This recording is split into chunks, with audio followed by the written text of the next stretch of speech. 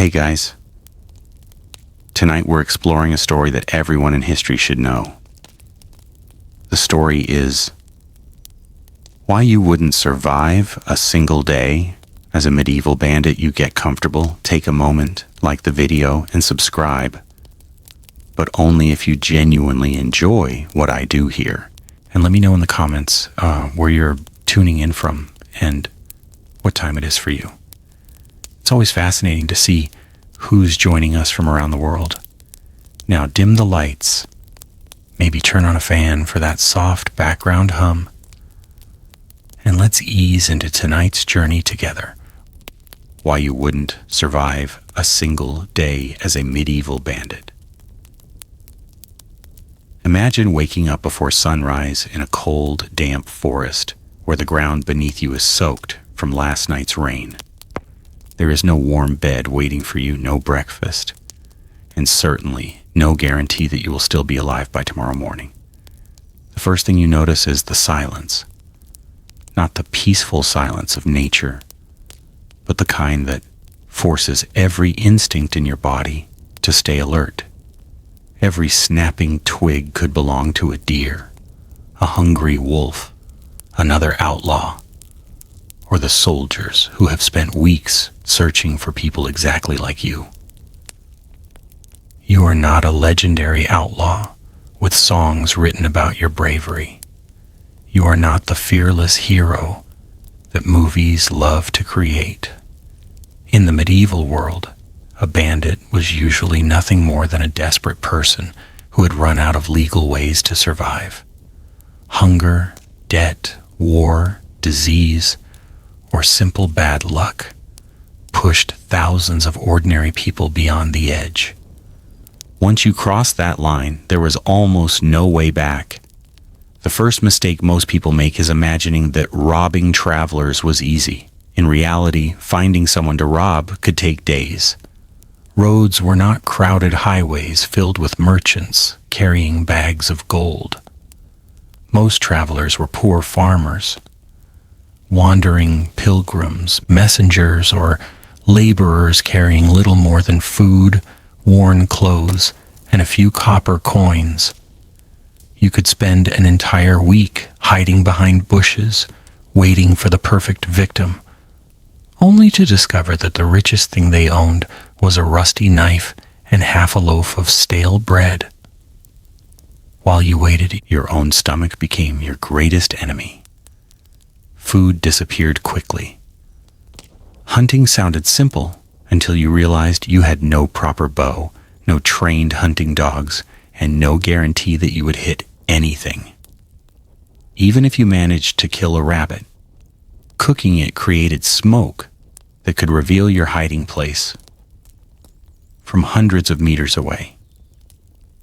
Eating it raw invited deadly diseases and parasites that medieval people barely understood.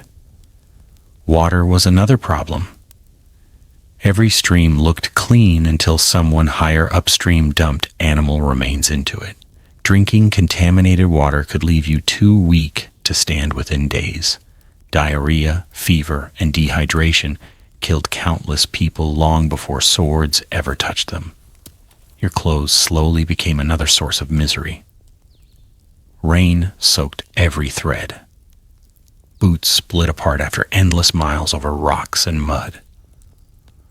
Blisters formed, burst, and became infected. There were no antibiotics. A tiny infected cut on your foot could become a death sentence. Then came the weather. Winter did not care whether you were guilty or innocent. Snow buried the forest paths. Rivers froze. Fingers lost feeling. Sleeping without proper shelter meant risking death before sunrise. Summer brought different horrors. Swarms of insects covered every inch of exposed skin. Heat spoiled whatever little food you had managed to steal. Mosquitoes spread disease, while flies laid eggs on untreated wounds. But nature was only half of your problem. The medieval countryside watched strangers carefully. Villagers knew each other's faces. The moment someone unfamiliar appeared asking unusual questions, suspicion spread quickly. Churches announced crimes. Lords offered rewards. A hungry farmer might fear you, but the promise of silver coins for your capture could outweigh that fear. You could never truly trust anyone. The man sharing your campfire tonight might secretly plan to kill you before dawn and claim the reward himself. Loyalty among desperate criminals rarely survived hunger. A loaf of bread could become worth more than friendship. A warm cloak could be enough reason for murder. Even success created new dangers. Suppose you finally spotted a wealthy merchant traveling with 2 wagons. You imagined an easy robbery. What you failed to notice was the armed escort walking quietly behind the carts. Professional guards, trained with swords, every day. Unlike you, they had armor, discipline, and experience fighting together. The moment you stepped onto the road holding a stolen axe, your heartbeat exploded. There was no dramatic duel, one mistake, one missed swing, one arrow fired from a hidden position. Your story could end before you even understood what happened. And if you somehow escaped alive, the merchant would report the attack to the nearest lord. Riders would carry descriptions from village to village.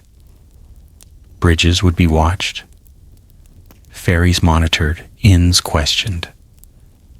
Every day your world became smaller. The forest that once seemed like your greatest protection slowly transformed into your prison. You stopped lighting fires. You stopped speaking loudly. You stopped sleeping deeply. Every sound became terrifying. Every shadow looked human. Every barking dog in the distance made your heart race, because dogs often traveled with hunting parties, searching for fugitives. Days blended into weeks. Your beard grew wild. Your clothes rotted. Your hands hardened. Your eyes constantly scanned the trees, never relaxing for even a second. This wasn't freedom. It was survival, stripped down to its most brutal form. And the truly frightening part is that you still hadn't faced the most dangerous enemy waiting for every medieval bandit.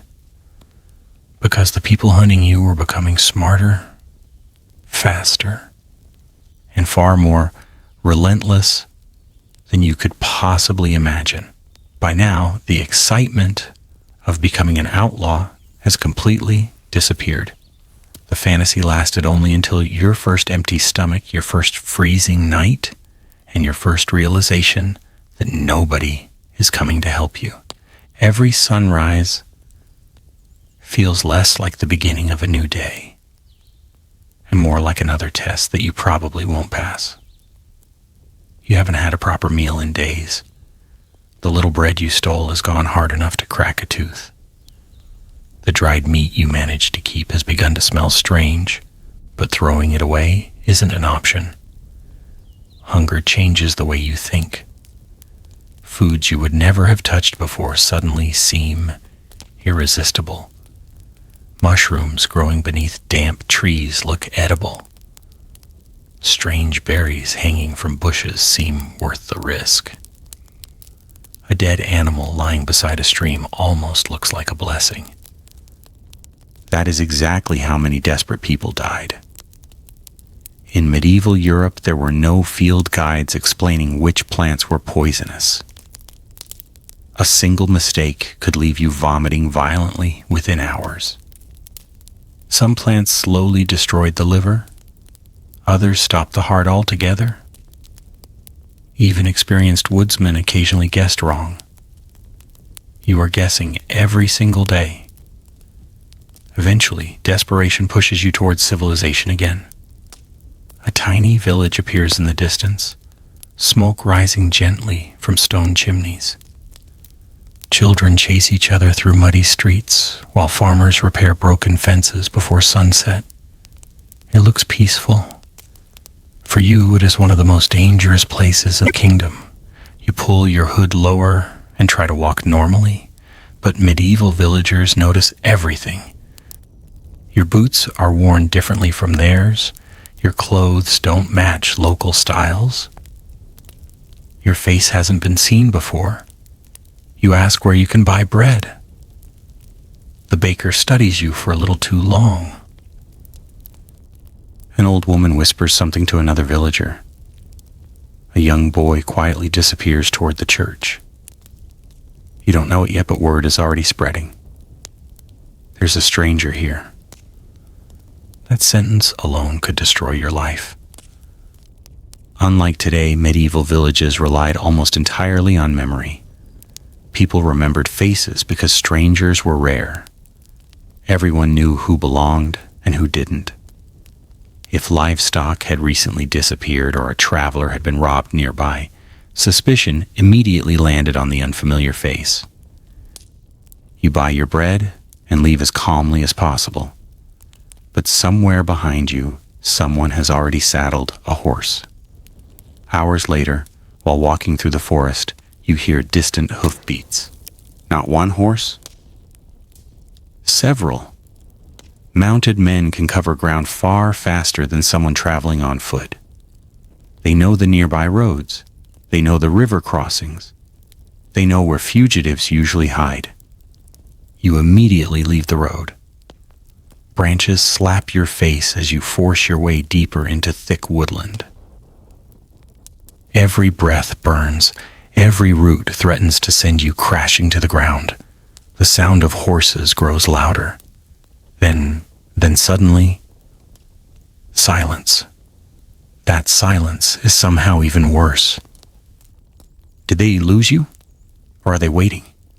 You crouch beneath thick bushes for what feels like hours, without moving a single muscle. Insects crawl across your hands. Your legs begin cramping. Sweat drips into your eyes. You don't dare wipe it away. Finally, evening arrives. The riders are gone. At least you hope they are. That night, you don't sleep. You simply listen. An owl calls somewhere overhead. Leaves rustle. A fox barks in the distance. Every harmless sound convinces your exhausted mind that armed men are only a few steps away. Sleep deprivation begins changing you. Your judgment weakens. You imagine voices where none exist. Dark tree trunks resemble waiting soldiers. Your own heartbeat becomes so loud that it feels impossible nobody else can hear it. This constant fear slowly destroys people long before violence ever does. The greatest weapon used against medieval bandits wasn't always the sword. It was exhaustion. A tired outlaw makes mistakes. He leaves footprints. He lights fires too early. He falls asleep in unsafe places. He trusts the wrong people. Soon enough, that's exactly what happens to you. Late one afternoon, another man appears in the forest. He looks just as miserable as you. His clothes are torn. His beard is filthy. He carries an old spear with a cracked wooden shaft. He claims to be another outlaw hiding from the Lord's soldiers. At first you refuse to trust him. Then he shares food. He knows hidden paths. He even laughs about escaping patrols. Slowly your guard begins to fall. After all, surviving alone has become almost impossible.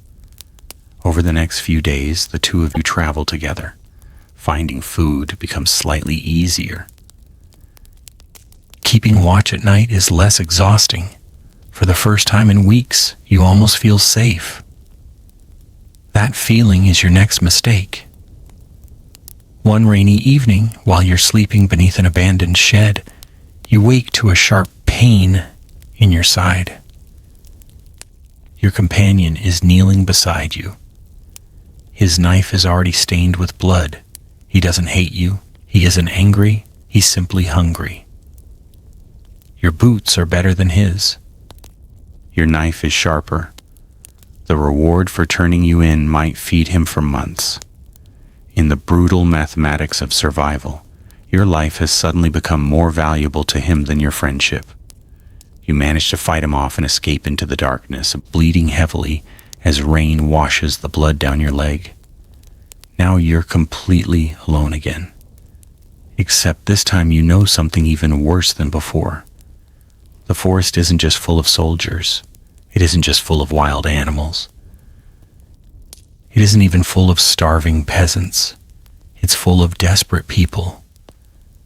And desperate people are often the most dangerous creatures in the medieval world. The knife wound refuses to stop bleeding.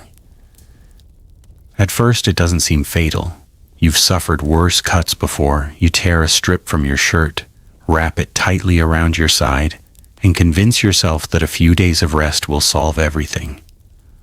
But the medieval world has a way of turning small problems into deadly ones. There are no antiseptics, no clean bandages, no antibiotics. Every time your filthy hands touch the wound, invisible bacteria find another opportunity to invade your body. The damp cloth pressed against your skin traps dirt instead of keeping it out. Within 2 days, the flesh around the cut grows hot.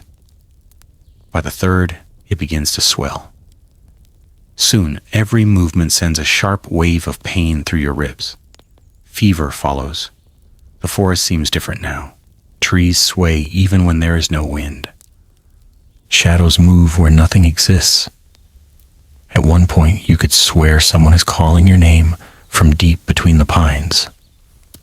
You stagger toward the sound, only to realize it is nothing more than crows arguing over a dead animal. Your own mind is beginning to betray you. Hallucinations caused by fever were common in the Middle Ages, though few understood why they happened. Many believed evil spirits, curses, or divine punishment had taken hold of the sick. If anyone found you stumbling through the woods, muttering to yourself, they wouldn't see a wounded man. They would see someone possessed or dangerous. Neither label improves your chances of survival. You force yourself onward, because standing still is even more dangerous. Every hour spent resting gives the men hunting you more time to close the distance. By midday, rain begins to fall. At first, it's only a drizzle, but before long, the sky opens completely. Your clothes cling to your body like wet rags. Water seeps into your boots, turning every step into torture. The muddy ground swallows your feet, slowing your pace to little more than a painful crawl. Then you notice something. Fresh hoof prints. Not old ones. The edges are still sharp. Rain hasn't washed them away. Someone passed through here recently, maybe only minutes ago. Your pulse quickens. Instead of following the trail, you move in the opposite direction, pushing through thorn bushes that tear fresh holes in your clothing. Branches scrape against your face, leaving thin lines of blood. You barely notice anymore. Pain has become ordinary. As evening approaches, smoke rises beyond a hill. Not a village this time, a hunting camp. You crouch behind fallen logs and carefully watch. 4 men, 2 horses, a fire, 1 deer hanging from a wooden frame. The smell of roasting meat fills the air. Your stomach twists so violently that it almost hurts more than the wound. For nearly a minute, you simply stare. You tell yourself you'll sneak close after dark. Take a piece of meat. Disappear before anyone notices. Simple, but nothing in the medieval world is ever simple. As darkness falls, you begin crawling forward, slowly, silently. Every movement is deliberate. The hunters laugh around their fire, completely unaware. You're close enough now to smell the fat dripping into the flames. closer, closer. Your fingers finally reach the hanging venison. Then a low growl freezes your blood. A hunting dog. It has been watching you the entire time. Its ears rise. Its lips curl back. For one impossible second, neither of you moves. Then it explodes into furious barking. The camp erupts instantly. Men leap to their feet. One grabs a spear. Another reaches for a bow already resting beside the fire. Someone shouts. You don't wait. You run. Branches whip across your face. Behind you comes the sound every medieval outlaw dreaded more than anything else. Dogs. Unlike humans, dogs don't lose your scent because darkness falls. They don't become confused by unfamiliar forests. Their noses follow sweat, blood, mud, and fear with terrifying accuracy. And you're bleeding. Every drop makes tracking easier. The barking grows closer.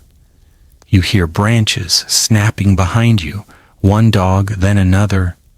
Your lungs burn. Your injured side feels as though it's splitting open. You jump across a narrow stream, hoping the water will confuse them. For a moment, the barking stops. Then it starts again. They've found your trail. You climb a steep, rocky slope where horses struggle to follow. Loose stones slide beneath your feet. Twice you nearly fall. One mistake here would send you tumbling straight back toward your pursuers. The forest suddenly opens onto the edge of a cliff.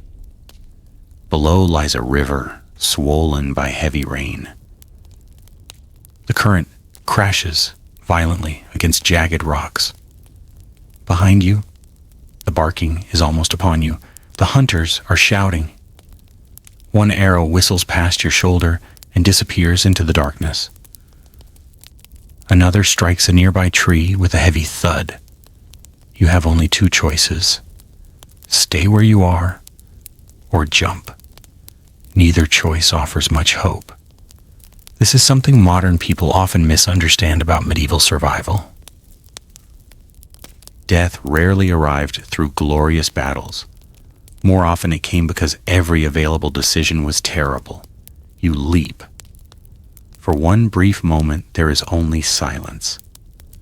Then the freezing river slams into your body with crushing force. The current immediately drags you downstream.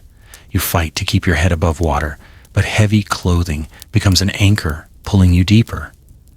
Your knife, stolen coins, and soaked boots weigh you down with every passing second. The river doesn't care whether you're innocent or guilty. It doesn't care whether you're rich or poor. It simply carries you wherever it chooses. You smash against submerged rocks. Your wounded side bursts open again. Blood disappears into the black water.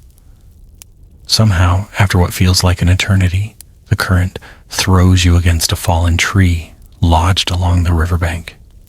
You cling to it with the last strength you have, shivering uncontrollably, bruised, soaked, and barely conscious. You drag yourself onto the muddy shore. The hunters never follow.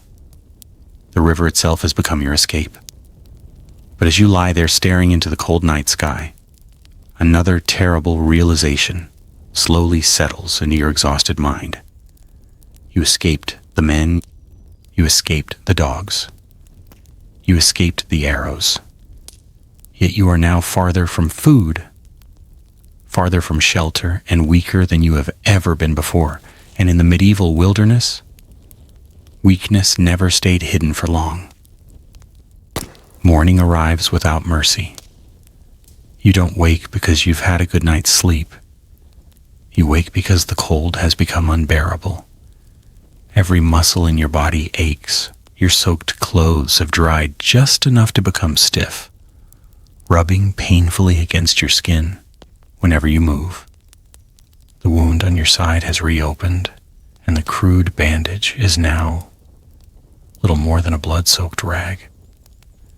For several long minutes, you simply lie there, not because you want to, because standing feels impossible. The river that saved your life yesterday has stolen almost everything else. Your small pouch of stolen coins is gone. Your flint has disappeared. Even the knife you relied on for protection vanished somewhere beneath the rushing water. Now you are truly defenseless. A medieval bandit without a weapon isn't feared. He's prey. You force yourself to your feet and begin walking, not toward any destination in particular, but because staying still means starving. The forest seems endless. Every direction looks exactly the same. Towering oaks block the sunlight. Thick undergrowth tears at your legs. And fallen trees force you to change course again and again. Hours pass. You find nothing. No travelers. No abandoned cabins. No edible plants you recognize. Only silence.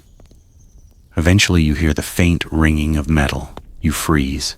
The sound comes again. Clang, clang. Someone is chopping wood. Carefully you move toward it. Through the trees you spot a lone woodcutter swinging a heavy axe into the trunk of a fallen oak. Beside him sits a small cart loaded with freshly cut logs. A mule lazily grazes nearby. He is alone. He has food hanging from the side of the cart, and more importantly, he has an axe. For the first time since becoming an outlaw, you aren't thinking about survival, you're thinking about murder. That thought horrifies you. Only weeks ago, you were an ordinary person, perhaps a farmer, perhaps a laborer, maybe even someone who once attended church every Sunday and believed killing another human being was the greatest of sins. Now your starving mind quietly whispers something different. If he dies, you live. You crouch behind a thick tree, watching him work. He wipes sweat from his forehead. He hums softly to himself. He has no idea you're there. Your heart pounds harder than it ever did while fleeing soldiers, because attacking an armed man isn't like robbing a frightened traveler. If he notices you first, that axe could split your skull before you take 2 steps. You pick up a heavy branch from the ground. Your grip tightens.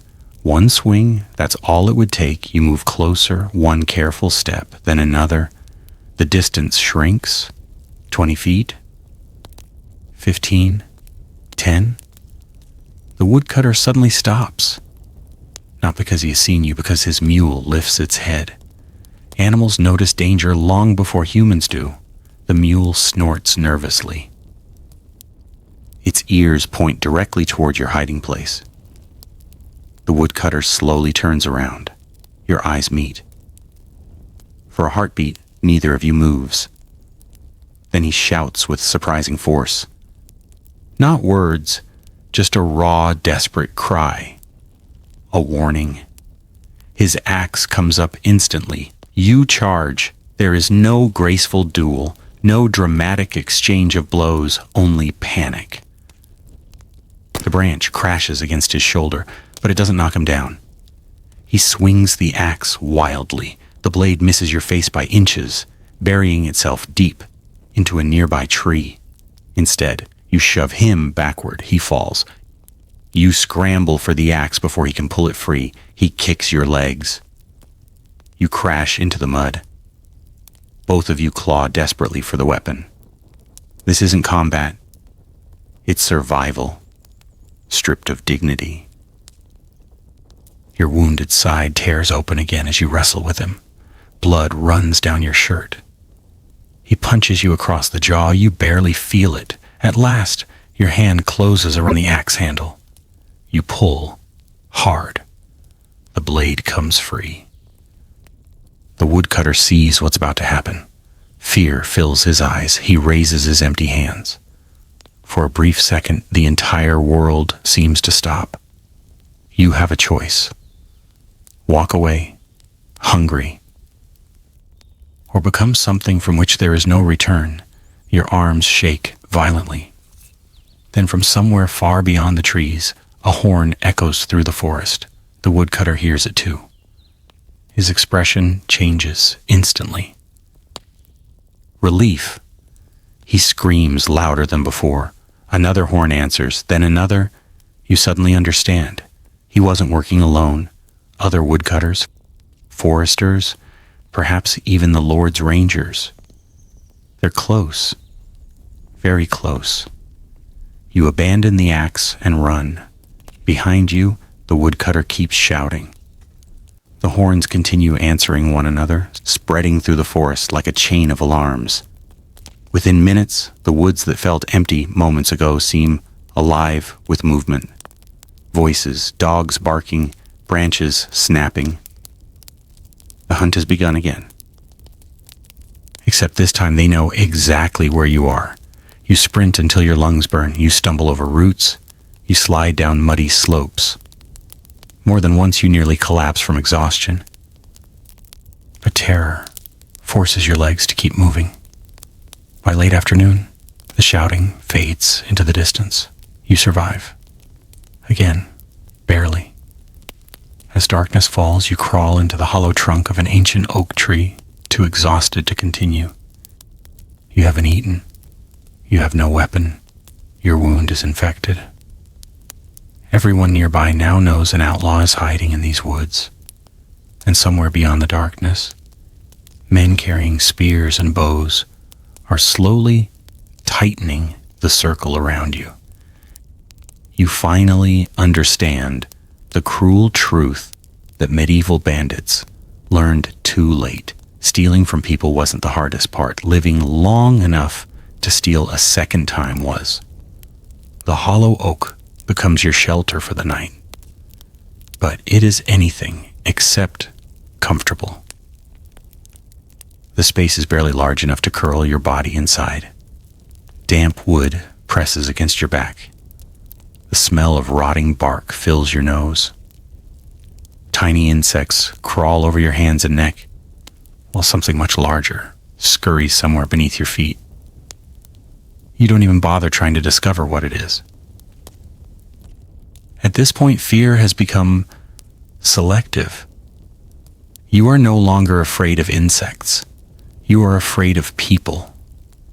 Every time the wind pushes through the forest, the opening of the tree lets in a faint whistle that almost sounds like distant voices. You keep waking, convinced that soldiers have surrounded your hiding place. Each time there is nothing. Then just before dawn you hear it. Not imagination. Real footsteps. Slow. Careful. Someone is moving through the forest.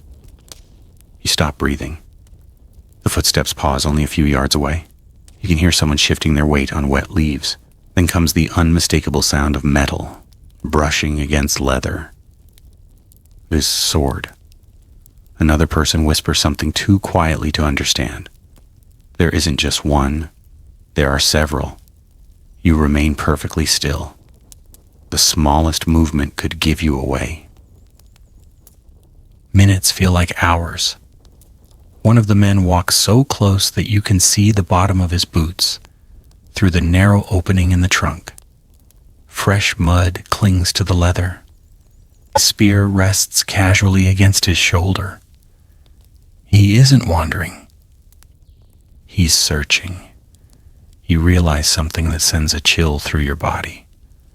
Yesterday's alarm spread farther than you imagined. The local lord hasn't sent a handful of guards. He's organized a proper hunt. In medieval Europe, dangerous outlaws weren't simply chased by whoever happened to be nearby. Lords often called upon foresters, village militias, mounted men-at-arms, and experienced trackers who knew every stream, ridge, and animal trail for miles. Unlike you, these men weren't hungry. They weren't exhausted. They had fresh supplies, fresh horses, fresh weapons, and every hour you grew weaker, they remained just as strong. Eventually, the search party moves on. You wait another full hour before daring to crawl out of the tree. The morning air is cold enough to make your teeth chatter. Your stomach feels hollow. Hunger is no longer a sharp pain. It has become a dull emptiness that never disappears. You search desperately for anything edible. Acorns, roots, wild onions, anything. Most of what you find tastes bitter or nearly impossible to chew. By noon, you spot movement ahead. Not soldiers, pigs. Dozens of them wander beneath towering oak trees, snuffling through fallen leaves. Where there are pigs, there is usually a swineherd. Sure enough, an elderly man sits beneath a tree, carving a piece of wood with a small knife, while lazily watching the animals. He looks harmless, too harmless. You stay hidden, observing him. The pigs are fat, healthy. One could feed you for weeks. But stealing a pig isn't like stealing a loaf of bread. A squealing animal can be heard from astonishing distances, and moving one through a forest is nearly impossible without attracting attention. Instead, you decide to approach. Slowly, hands visible. The old man notices you immediately. His knife disappears into his belt. His expression hardens. "You look hungry," he says. You nod. He studies your torn clothes, your infected wound, the dried blood, the exhaustion written across your face. He already knows. Only one kind of man looks like this. Without saying another word, he reaches into a cloth bag and tosses you a small piece of coarse bread. You catch it instinctively. For a moment you almost smile. Then he says something that crushes your hope. "Eat it. And leave. I never saw you." You thank him. He doesn't answer. His eyes never leave yours. You understand why. Helping an outlaw could be considered a crime itself. If anyone discovered that he had knowingly given food to a wanted bandit, he could face severe punishment from the local lord. Even kindness carried enormous risks in the medieval world. You walk away quickly. The bread disappears in only a few bites. It isn't enough. It was never going to be enough. By late afternoon, dark clouds gather once again. Thunder rolls across the hills. Rain begins falling in heavy sheets. Within minutes, every trail becomes a river of mud. At first, you welcome it. Rain hides footprints. Rain washes away scent. Rain forces hunters to slow down. But then the storm grows stronger. Lightning tears across the sky. Ancient trees sway violently. A deafening crack echoes somewhere nearby. A massive oak collapses, smashing into the forest floor with enough force to shake the ground beneath your feet. You run blindly through the storm, trying to avoid falling branches. Visibility drops to almost nothing.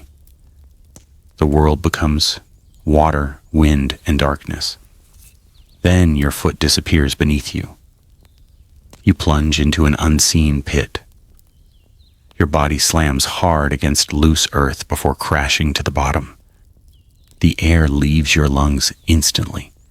For several seconds, you can't breathe. When you finally manage to sit up, you realize where you are. An abandoned wolf trap. The wooden spikes at the bottom have long since rotted away, leaving only a deep earthen hole hidden beneath leaves and branches. You look upward. The opening is far above your head. The walls are slick with rain. Every attempt to climb sends mud collapsing beneath your hands. Again and again, you are trapped. Night slowly falls overhead. Rainwater begins collecting around your boots. Your wound throbs with every heartbeat. Somewhere in the distance, a wolf howls. Then another answers. Then another. The sound echoes through the soaked forest, growing closer with every passing minute. You grip the muddy wall one more time and begin climbing with every remaining ounce of strength. Because for the first time since becoming a medieval bandit, the hunters are no longer the greatest danger waiting for you in the darkness. The first howl could have belonged to a single wolf. The second sounded closer. By the time the third echoed through the storm, you no longer cared whether there were 3 wolves or 30. Fear had already taken control. Rainwater continues pouring into the pit, slowly turning the floor beneath your feet into thick, sucking mud. Every minute you remain trapped, the walls become softer and more impossible to climb. You dig your fingers into the wet earth and pull yourself upward. The soil collapses. You slide back down. Again and again. Each failed attempt steals a little more strength. Your fingernails crack. Mud packs beneath them. Blood mixes with the rain until you can't tell one from the other. Then, silence. The howling stops. For a moment you think they've gone. That hope lasts only a few seconds. A pair of glowing eyes appears above the edge of the pit. They don't blink, they simply stare. Another pair joins them. Then another. Gray shapes begin moving through the darkness, circling the opening with slow, cautious steps. Contrary to popular legend, healthy wolves rarely attacked healthy humans. But you are not healthy, you are bleeding. You are exhausted, you are trapped. To a hungry predator, you don't look dangerous, you look vulnerable. One wolf steps closer to the edge. Its nose twitches as it catches your scent. It doesn't jump, it doesn't need to. Animals are patient. They understand something desperate humans often forget. Sooner or later, everything trapped must come out. You refuse to become their meal. Using the last scraps of strength left in your body, you wedge one boot against a narrow tree root, sticking through the wall. It bends under your weight but doesn't break. Another root, then another. Slowly, painfully, you climb. Mud rains into your face. Your wounded side burns as though someone has pressed a hot iron against it. Halfway up, your foot slips. You nearly fall. The wolves below the edge suddenly become excited, pacing back and forth as loose dirt tumbles beneath you.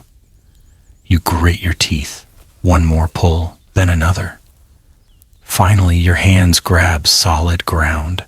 With a desperate scream, you drag yourself over the edge and collapse flat on the rain-soaked forest floor. The wolves immediately retreat several steps, not because they're afraid, because now you're standing. For a long moment, neither side moves. The animals study you. You study them. No one wants to be the first to make a mistake. Eventually, one wolf lets out a low growl before disappearing into the darkness. The others follow.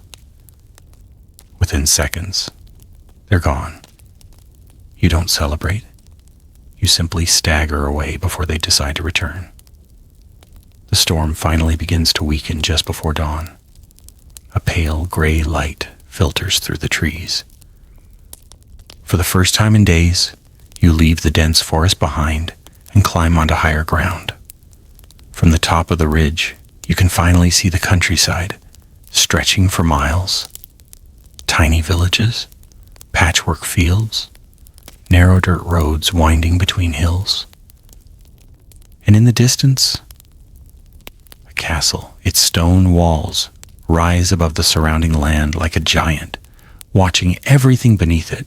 Smoke rises from its chimneys, banners flutter from its towers. Even from this distance, it dominates the landscape. That fortress isn't merely a home, it's the center of power. The Lord living inside controls the nearby forests, villages, roads, bridges, mills, and markets. He collects taxes. He settles disputes. He raises soldiers. And right now, he wants you dead, or worse, captured alive. Execution wasn't always immediate for medieval bandits. Some were questioned. Others were publicly displayed to terrify anyone considering the same path. Punishment wasn't simply about justice, it was about sending a message. Steal from the Lord's lands. And this is what happens. You tear your eyes away from the castle and continue moving. By afternoon, you reach an old Roman road, cracked and uneven after centuries of neglect. Travelers still use it because it's faster than forcing their way through the forests. You hide behind thick bushes overlooking the road. Hours pass. Nothing. Then finally, a merchant wagon appears. Only one wagon, one horse, one driver. No visible guards. Your heartbeat quickens. At last, an easy target. The merchant hums quietly as the wagon creaks along the road. Large sacks fill the back. Perhaps grain, perhaps cloth, perhaps food. You wait until he's directly beside your hiding place, then you step out. Stop! The merchant jerks violently on the reins. His horse snorts. For a brief second, he simply stares at you. Then, he laughs. Not because he's brave, because he's seen something you haven't. Before you can react, crossbow bolts slam into the tree beside your head. 1, 2, 3. Hidden guards emerge from behind the wagon's cargo, not soldiers wearing shining armor, professional caravan guards. Experienced men hired specifically because medieval roads were dangerous. The merchant wasn't unprotected, he was bait. You dive into the bushes as another bolt whistles past your ear. Branches explode around you. Someone shouts, "Take him alive." You run. Again. Always running. Behind you, the guards don't chase recklessly. They move with discipline. One reloads. Another circles wide, trying to cut off your escape. These men have done this before. Many times. You finally lose them, only because the thick forest forces them to abandon the wagon. But once again, you've gained nothing. No food, no weapon, no money. Only another group of people who now know exactly what you look like. As evening falls, you slump beneath a twisted pine tree. Your body is covered in mud. Your wound reeks of infection. Your stomach twists with unbearable hunger. And then a terrifying thought quietly enters your mind. You haven't survived because you're skilled. You've survived because you've been lucky. In the medieval world, luck never lasts forever. Luck is a strange thing. At first, it feels like a blessing. You convince yourself that every narrow escape is proof you're clever enough to outsmart the world. But after enough close calls, another possibility begins to creep into your mind. Perhaps luck isn't protecting you. Perhaps it's only delaying the inevitable. The infection in your side has become impossible to ignore. Every step sends a pulse of pain through your body. Your skin burns with fever, yet you shiver uncontrollably whenever a breeze slips through the trees.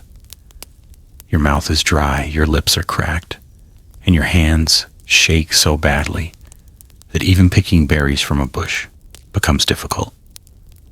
You know you need help, real help. Not another strip of dirty cloth wrapped around a wound that's slowly poisoning your blood. But where can a wanted outlaw find help? Certainly not in a town. Certainly not inside a monastery. Certainly not from the Lord's physician. Every one of those places would ask the same question. Who are you? and you have no answer that doesn't end with a rope around your neck. Late that afternoon, you stumble upon a lonely cottage standing at the edge of the forest.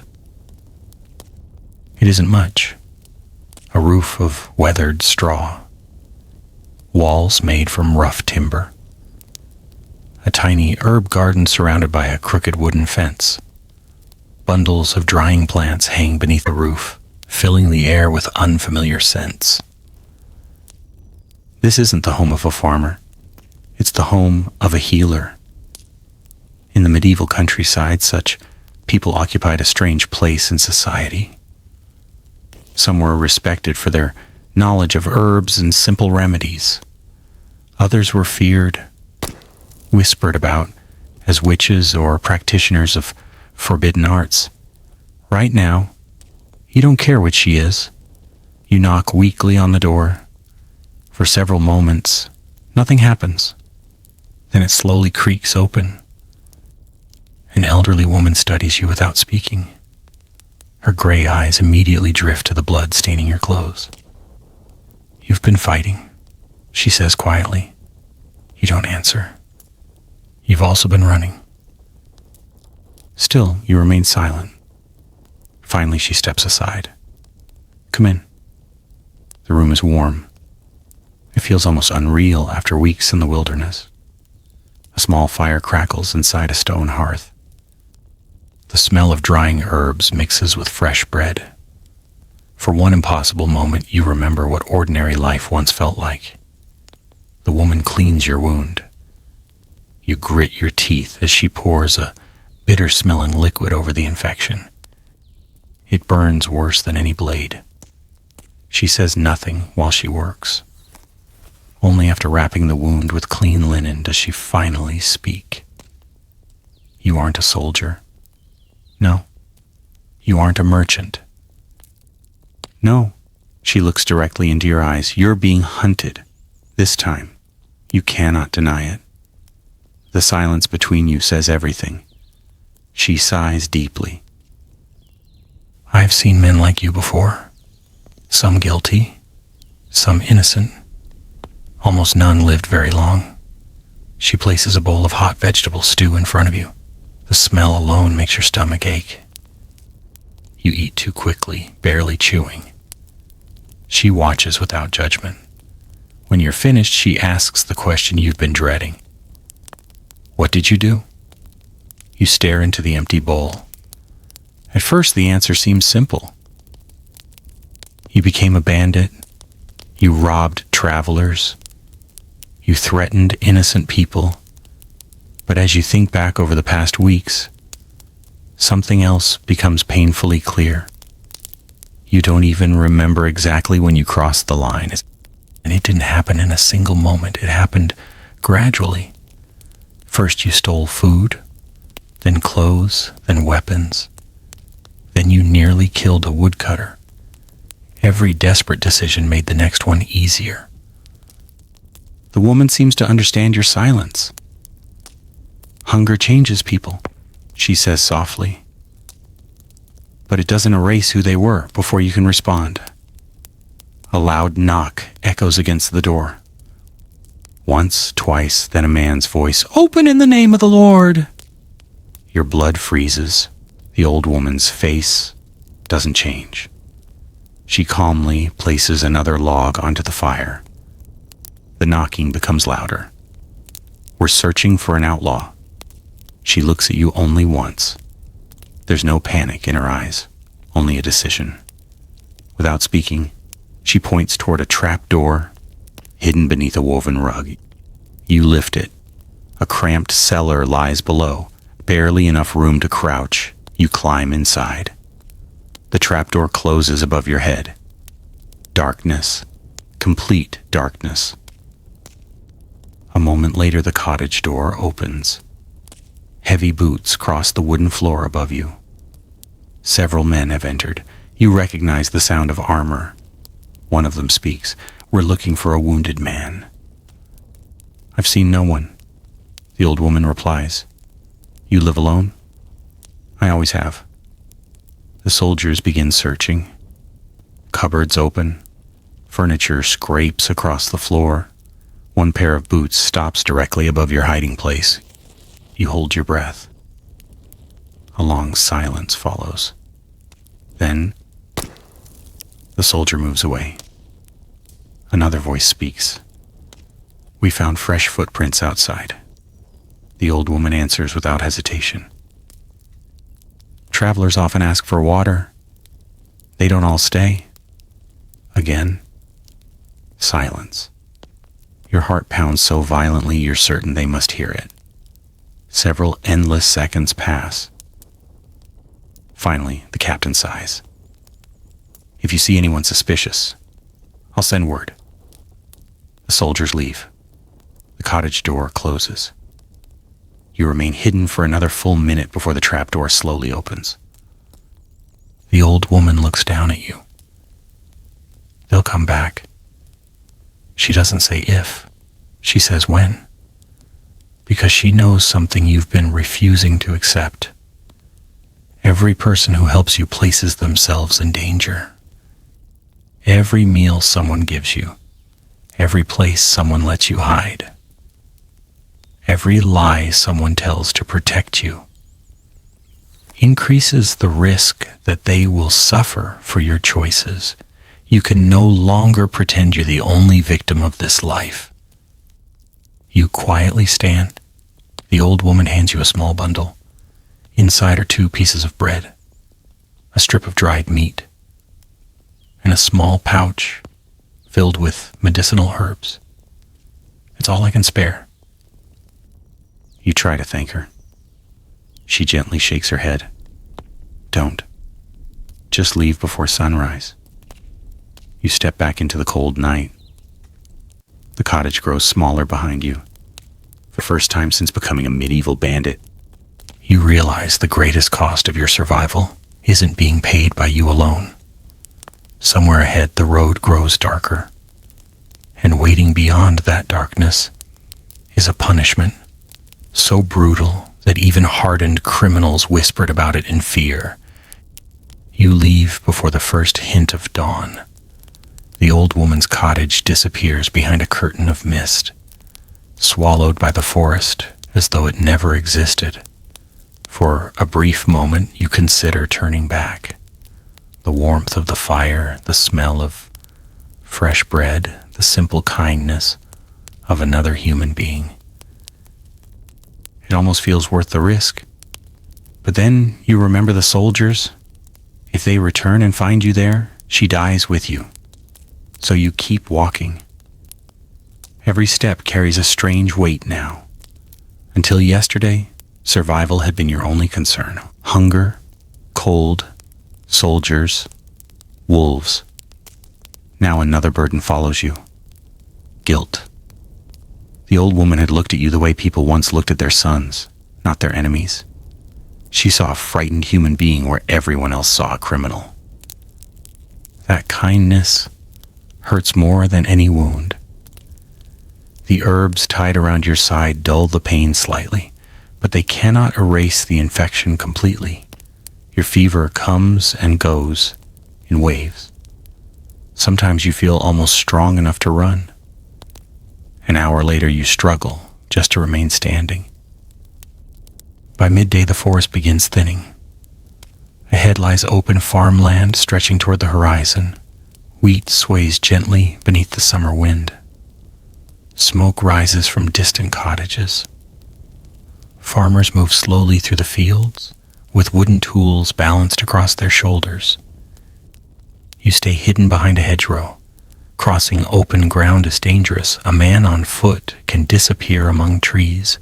In a field, he becomes visible for miles. You wait. Eventually, a small procession appears along the road. Not merchants, not soldiers, pilgrims, men and women dressed in simple clothes, carrying walking staffs decorated with tiny crosses and shells. Some push hand carts loaded with blankets. Others carry children too tired to continue. They look exhausted, poor, harmless, and completely defenseless. Your empty stomach immediately notices the sacks hanging from their shoulders. Food, perhaps cheese, perhaps bread, maybe dried fish, enough to keep you alive for another week. You quietly move through the tall grass until you're only a few yards away. They haven't noticed you. Your hand closes around a heavy branch. Again, the same decision.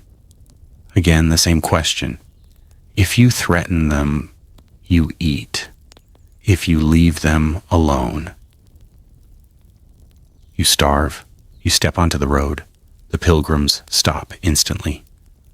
Fear spreads across their faces. An elderly priest slowly raises both hands. My son, I'm not your son.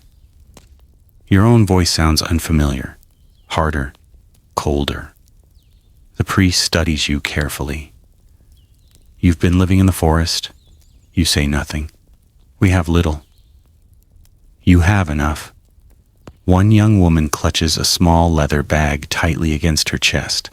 A frightened child begins crying. The sound cuts through you like a blade because it reminds you of someone. Not the child. Yourself, years ago, long before the hunger, before the blood, before every choice became impossible. The priest slowly unties a loaf of bread from his belt. Then another. Without waiting for your permission, he places both on the ground between you. We'll leave these. We'll continue. No one needs to die. You stare at the bread. The pilgrims stare at you. The silence becomes unbearable. Finally, you pick up the loaves. The priest nods once. The group quietly continues down the road. No screaming. No fighting, no violence, only silence. You watch them disappear beyond the hill. For the first time in weeks, you hate yourself because you realize something terrifying. You didn't spare them because you suddenly became merciful. You spared them because they had almost nothing worth stealing. Had they been wealthy merchants, would your decision have been different? You don't know. And that uncertainty frightens you. As evening approaches, distant bells begin ringing. Not church bells, alarm bells. One village after another answers. The sound travels across the countryside. You crouch low behind another hedge. Something is happening. Soon, riders thunder past on the nearby road. Their horses foam with sweat. One man carries a banner displaying the Lord's colors. Another blows a hunting horn every few minutes. You overhear fragments of conversation as they pass. Attacked near the Roman road. Reward increased. Alive, if possible. Dead, if necessary. Your reward has grown. You aren't just another thief anymore. You're becoming a symbol, a warning. The longer you avoid capture, the more determined the Lord becomes. Because authority in the medieval world depends on fear. If one outlaw can rob travelers and escape punishment, others may believe they can do the same. That cannot be allowed. Night falls quickly. You avoid the roads and climb another rocky hillside. From the summit, dozens of tiny fires glow across the countryside. Villages, farmhouses, monasteries. Places where ordinary people are finishing supper, telling stories to their children, preparing for tomorrow's work. You stand alone in the darkness, close enough to see their lives, too far away to ever belong to them again. Then, a faint orange glow catches your eye. Not below, behind you. Deep inside the forest, another campfire, small, carefully hidden. Someone else is out there. Maybe another outlaw. Maybe charcoal burners. Maybe smugglers. Or maybe the very men who have been hunting you for weeks. You cannot tell. The fire flickers between the trees like a silent invitation, or a trap. In the medieval world, one wrong decision rarely gave you a second chance. And tonight, you are about to make one that will determine whether you remain a hunted man, or finally come face to face with the brutal justice waiting for every captured bandit. The fire burns low, carefully shielded beneath a rocky overhang. Whoever built it knows exactly what they're doing. The flames are small enough to produce very little smoke. Branches have been arranged above the camp to break up the light, making it nearly invisible from a distance. This isn't the work of a lost traveler. It's someone who has spent a long time avoiding unwanted attention. You stay hidden behind a cluster of hazel bushes, watching. One figure, then another. Soon you count 5 men. Each carries a weapon. Not polished knightly swords, but practical tools of survival. Axes, hunting bows, spears, heavy knives. Their clothes are patched and worn, yet they move with confidence. One of them laughs, another stirs a pot hanging over the fire. The smell reaches you. Meat, real meat. Your stomach tightens so painfully that you almost lose your balance. For the first time in weeks, you aren't looking at ordinary villagers. You're looking at people like yourself, or so it seems. You wait until darkness completely covers the forest before stepping into the edge of the firelight. Every conversation stops. 5 pairs of eyes immediately lock onto you. No one reaches for food. No one offers a greeting. Every hand quietly moves toward a weapon. The oldest among them slowly stands. His beard is streaked with gray, and a long scar cuts across one side of his face. You've been followed? No. You sure? Yes. He studies you for several uncomfortable seconds before giving a slight nod. Come closer. You do. The others never stop watching. One younger man tosses you a piece of roasted rabbit. You catch it instinctively. No one smiles. Trust isn't something freely given out here. It's earned. Over the next hour, you learn who they are. Not one great band of legendary outlaws, just broken men thrown together by circumstance. One deserted an army after months without pay. Another lost his farm during a famine.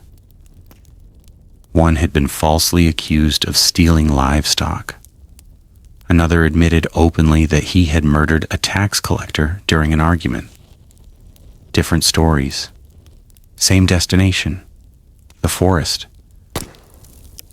For the first time since becoming a bandit, you're surrounded by people who understand exactly what your life has become. One of them notices your infected wound. You'll die if that gets worse.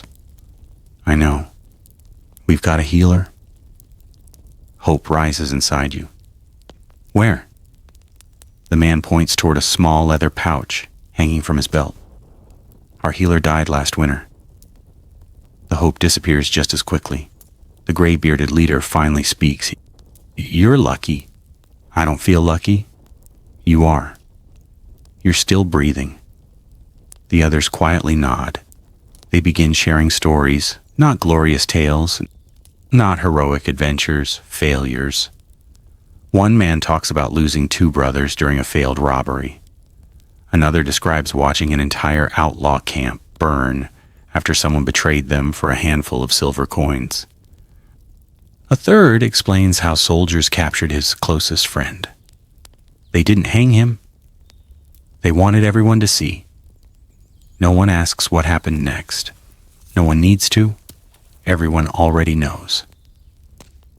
Public executions weren't simply punishments. They were spectacles. Entire villages gathered to watch. Children were brought specifically so they would remember. The message was simple. This is what becomes of anyone who chooses this path. The fire grows quieter. Eventually, the leader asks you a question. Can you use a bow? A little. A sword? Not well. A horse? I've ridden before. He sighs. So, you're still alive because you've been fortunate? The words sting because they're true. He tosses another piece of wood onto the fire. We've got work tomorrow.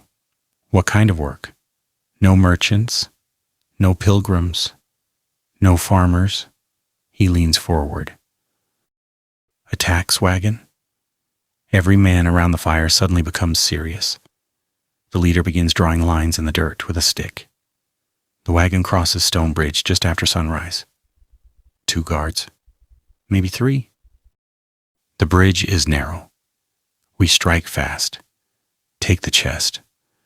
Disappear before reinforcements arrive. Listening to the plan, you almost forget your fear. This sounds different from your despy, almost professional. Then one of the younger men quietly asks a single question. What if there are more guards? Silence. The leader shrugs. Then some of us won't come back. No one argues, no one protests, they simply accept it.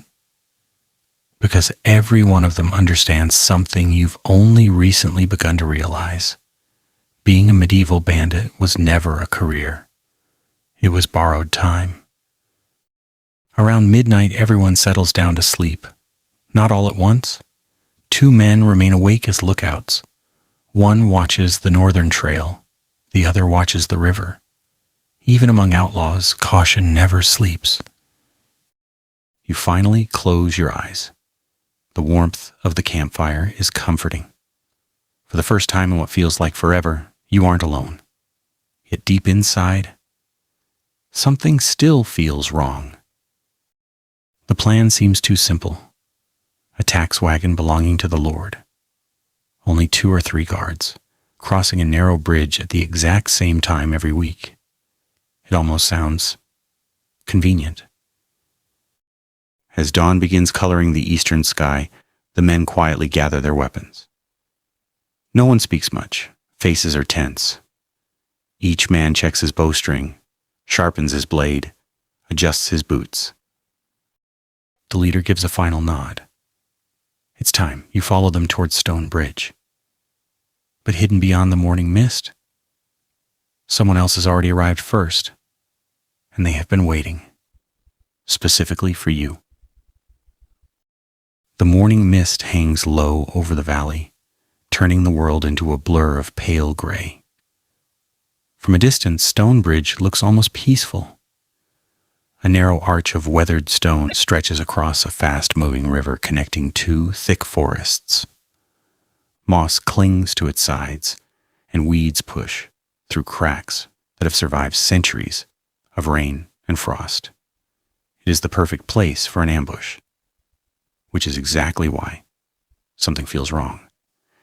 The gray-bearded leader raises one hand. Everyone stops. No one speaks. The only sound is the river rushing beneath the bridge. One outlaw quietly climbs a nearby oak tree to scout the road ahead. The rest crouch among thick bushes, waiting. Minutes pass, then the scout climbs back down. The wagon's coming. How many? 1 wagon? 2 horses, he hesitates. And? I couldn't see clearly. The leader frowns. You couldn't. The mist. For the first time, uncertainty enters the plan. Still, there is no turning back. The men spread into position. One hides behind a fallen log. Another kneels with his bow aimed toward the road.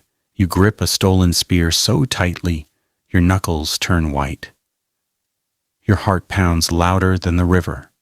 Then, the sound arrives. Wooden wheels, horse hooves, metal chains rattling. Tax wagon slowly emerges from the mist, just as promised. 1 driver, 2 mounted guards, heavy iron-bound chest secured in the back. Everything looks exactly as expected. Too exactly. The leader gives a sharp whistle. The ambush begins. One outlaw jumps into the road. Stop! Another fires an arrow. The front guard falls from his saddle before he can even draw his sword. The second guard turns his horse in panic. For one brief moment, it seems the plan has worked perfectly. Then the wagon stops. Not because the driver is frightened, because he's smiling. A hunting horn blasts so loudly that birds explode from the surrounding trees. Another horn answers, then another. The forest erupts. Men burst from both sides of the road, not 2, not 10, dozens. Archers hidden behind rocks, spearmen concealed beneath camouflage made from branches, mounted soldiers charging through the mist. It wasn't a tax wagon. It was bait. Someone had known. Someone had betrayed the camp. The first volley of arrows darkens the morning sky.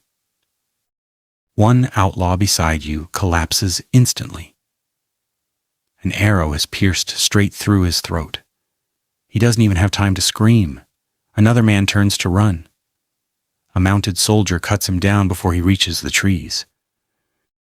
The gray-bearded leader roars for everyone to scatter. The careful plan dissolves into complete chaos. You sprint toward the forest. Arrows strike the ground around your feet. One slams into a tree so hard the shaft vibrates violently. Another tears through your sleeve, grazing your arm. Behind you, the bridge becomes a slaughterhouse. Steel crashes against steel. Men scream. Horses rear in panic. The river below begins carrying away broken shields, dropped weapons, and bodies. You don't look back. Fear has erased everything except one instinct. Run. Branches whip across your face, your lungs burn. You hear hoofbeats closing from behind. A rider. Fast, much faster than you. You glance over your shoulder. A soldier lowers his lance. You throw yourself sideways just as the weapon tears through the space where your chest had been a heartbeat earlier. The horse thunders past. You scramble to your feet.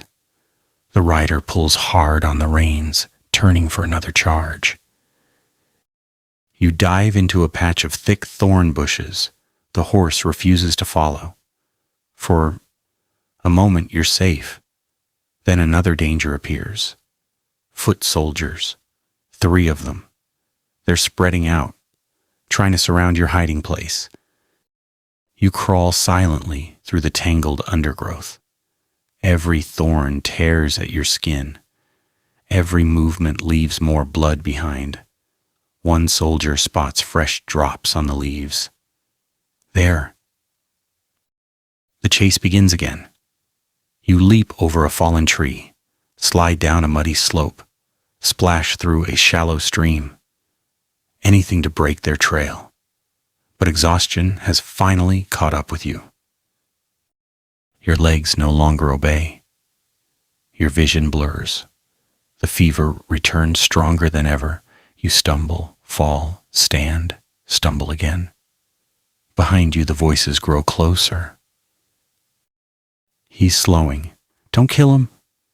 The Lord wants this one alive. Alive. Those words terrify you more than kill him, because you know exactly what happens to captured bandits. Execution comes later. First comes questioning, public humiliation, chains, the slow march through villages where people throw stones and spit as you pass. You force yourself onward. Ahead, the forest suddenly ends.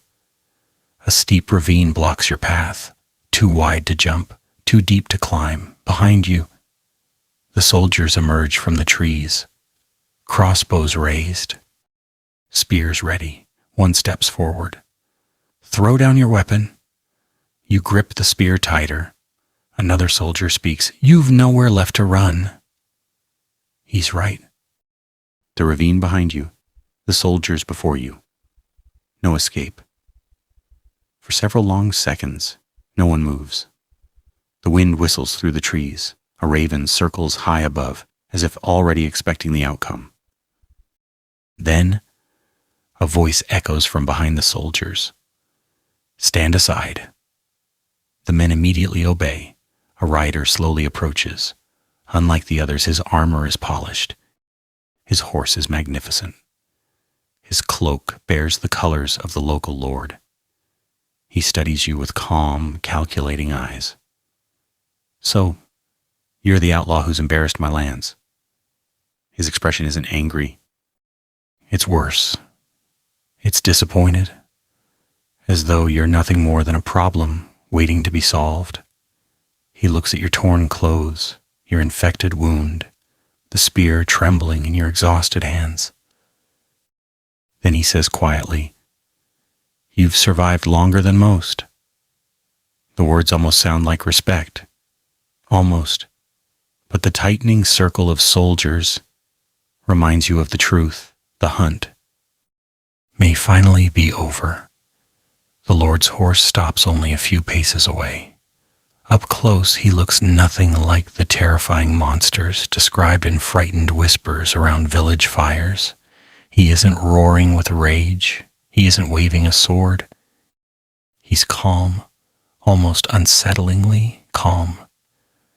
That composure makes him far more dangerous. He studies you as though you're inspecting a broken farming tool rather than a human being. "So this is the man," he says quietly. One of the soldiers nods. "The same description from every village, my lord. The wounded one. The one who escaped the Roman road. The one seen near Widow Edith's cottage." At those words, your heart nearly stops. The old woman, they know. The Lord notices the change in your expression. "There it is," he says. "You cared about that one." He doesn't smile. He doesn't need to.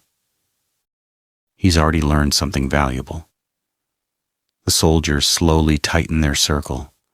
Crossbows remain aimed directly at your chest. Your spear suddenly feels absurd. One piece of sharpened wood against trained men wearing armor. The odds aren't impossible. They simply don't exist. "Drop it," the Lord says. You don't move. I said, "Drop it." Instead, you tighten your grip.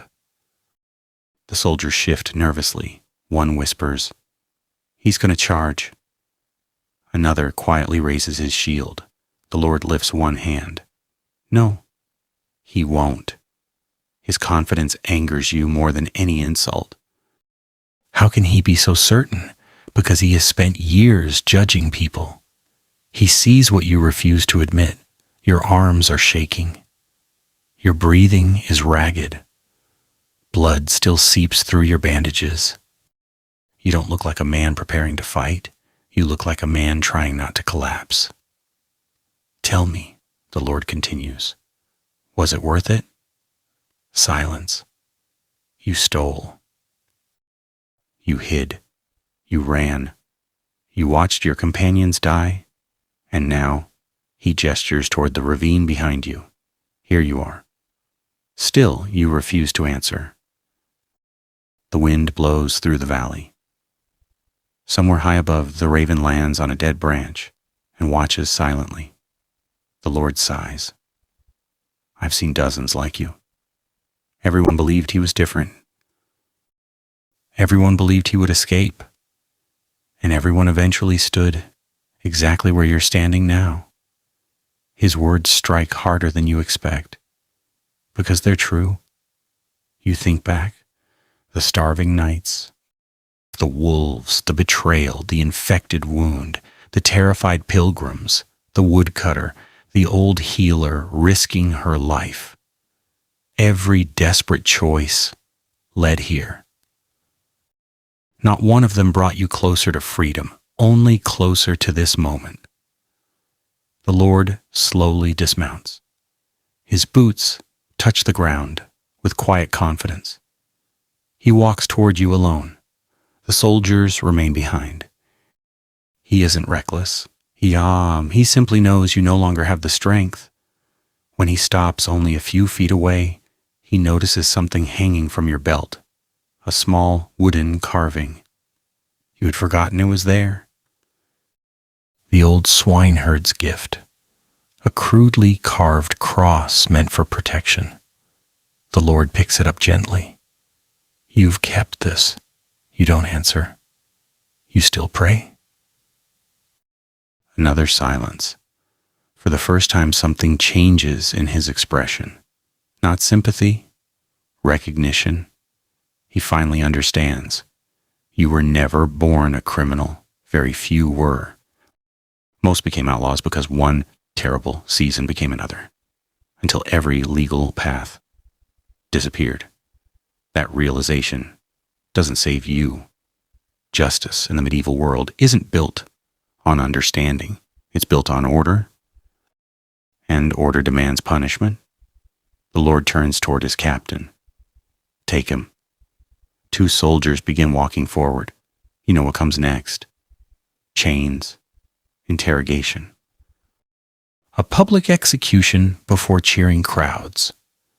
The stories you've heard around outlaw campfires suddenly become real. You look once toward the forest, the place that kept you alive, the place that nearly killed you every single day. Then, something unexpected happens. A horn echoes across the valley, not from the soldiers, from somewhere far beyond the hills. Another answers, then another. The captain frowns. My lord, a rider appears on the distant road. His horse is running so hard that foam flies from its mouth. He doesn't slow down until reaching the soldiers. My lord, what is it? The messenger struggles to catch his breath. They've crossed the northern border. The Lord's face hardens. Who? The answer comes immediately. Raiders. Every soldier suddenly becomes alert. The captain's expression changes completely. How many? We don't know. But villages are already burning. Silence falls over the ravine. Only moments ago, you were the greatest threat in these lands. Now, you barely matter, because something much worse has arrived. The Lord looks toward the distant column of black smoke rising above the horizon. Then back at you. For several long seconds, he says nothing, as if weighing 2 very different problems, a half-dead outlaw, or an invasion threatening his entire domain. The decision he makes next will change both of your lives forever. The black smoke on the horizon grows thicker with every passing minute. Even from miles away, you can tell more than one village is burning. The wind carries faint sounds across the valley, not clearly enough to understand, just enough to recognize the unmistakable echoes of chaos. The captain steps closer to the Lord. My lord, we have to move. Another messenger arrives moments later, his horse stumbling from exhaustion. They're attacking everything along the northern road. How far? Less than half a day's ride. The soldiers exchange uneasy glances. These are not frightened peasants. These are experienced fighting men. If they're nervous, the danger must be far greater than you imagined. The Lord remains silent. His eyes shift from the distant smoke to you, an outlaw cornered against a ravine. A man too weak to stand properly. A man who has spent weeks stealing scraps of bread just to survive. Only an hour ago, capturing you had been today's greatest victory. Now it feels almost insignificant. The captain clears his throat. What about the prisoner? We don't have time for a public escort. We could leave a few men behind. The Lord immediately shakes his head. No. I need every sword. Another suggestion comes. Kill him. The words are spoken without emotion, as casually as discussing broken equipment. Your heart pounds. Several soldiers nod. It is the simplest solution. No escort, no chains, no risk of escape, just one swing of a blade. The Lord looks directly at you. You meet his eyes without speaking. Perhaps because you're too exhausted. Perhaps because you've finally accepted whatever comes next. He walks closer. So, you've spent weeks running. You've hidden from wolves. You've hidden from my soldiers. You've hidden from hunger itself. And now fate brings you here, on the very day my lands need every able man. He studies the infected wound on your side. You can barely stand. No? But you can still fight? The captain looks surprised. My lord? The Lord ignores him. He continues speaking to you. I should hang you. You know that? You nod once. I should make an example of you. Again you nod. Yet examples don't stop raiders. Silence follows. The wind carries another distant scream across the valley. This time, everyone hears it. The Lord finally makes his decision. He pulls a short knife from his belt. The soldiers tense. You expect the blade to enter your chest. Instead, he cuts the rope binding your wrists. No one says a word. Even the captain looks stunned. The Lord hands you back your spear, the same crude weapon you surrendered only moments ago. If you run, my riders will hunt you again. If you stay, you fight. You stare at him, unsure whether you've heard correctly. Why? The Lord answers without hesitation.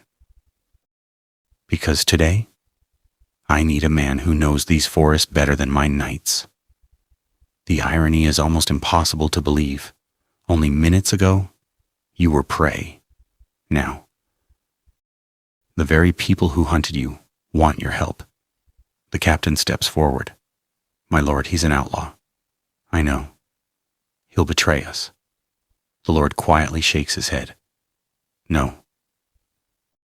He looks towards the rising smoke again. Not today. You understand why? The forest has taught you every hidden trail, every stream crossing, every narrow path where horses struggle to pass. Knowledge gained while fleeing justice may now save the very people hunting you before anyone can speak again. A third messenger bursts from the trees. His face is pale. My lord! They've reached Black Hollow. The captain curses under his breath. Black Hollow lies much closer than the earlier villages. The raiders are advancing faster than anyone expected. The Lord immediately mounts his horse. Move! The entire column comes alive. Soldiers tighten saddle straps. Archers check bowstrings. Spearmen form marching lines. Within seconds, the quiet valley transforms into an army preparing for war. You stand among them, still wearing torn clothes, still covered in mud, still carrying the look of a hunted criminal. No one welcomes you, no one trusts you. Several soldiers keep their hands close to their weapons whenever you pass. To them, you're still the bandit who robbed travelers. Nothing has changed, except necessity. The army begins marching north. You walk beside them. Every step feels unreal, only yesterday. You were hiding from these same men. Now you're leading them through secret woodland paths that no map records. As the forest closes around the marching column, the Lord rides beside you one final time. Without looking in your direction, he quietly says, "Don't mistake this for forgiveness." You nod. I won't. He rides ahead. You watch him disappear between the trees. Deep down, you know this isn't redemption. It's simply another chance to survive, and the medieval world has already taught you One lesson better than any other. Second chances rarely come without a terrible price. Ahead, the smell of smoke grows stronger. The distant sounds of battle become clearer. Steel, fire, screaming. Your journey as a hunted bandit is over, but your struggle to stay alive is only becoming more dangerous. The deeper you march into the forest, the quieter everyone becomes. Not because the danger is past, because it is getting closer.